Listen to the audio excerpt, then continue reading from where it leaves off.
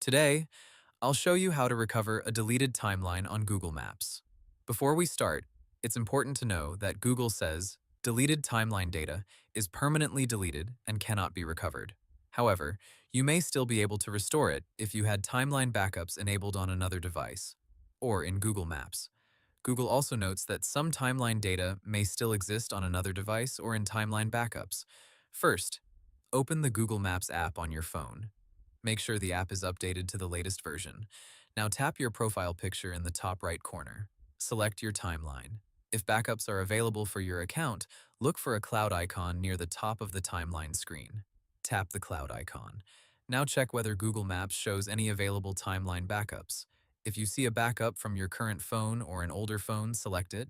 Then choose the option to import or restore the backup. Wait for Google Maps to finish restoring the timeline data. After that, go back to your timeline and check your previous days, trips, and visited places.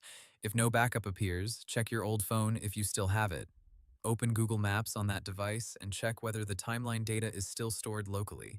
If the data exists there, turn on Timeline Backup so it can be saved and restored on your current device.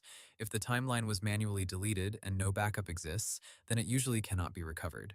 You can still check Google My Activity for related location activity, but it may not restore the full timeline view. For the future, open timeline settings and enable encrypted timeline backups if the option is available. This gives you a better chance of restoring your timeline if you change phones or lose local data. And that's it. You now know how to check whether deleted Google Maps timeline data can be recovered. Hope the tutorial was helpful. Subscribe to my channel and see you in the next video.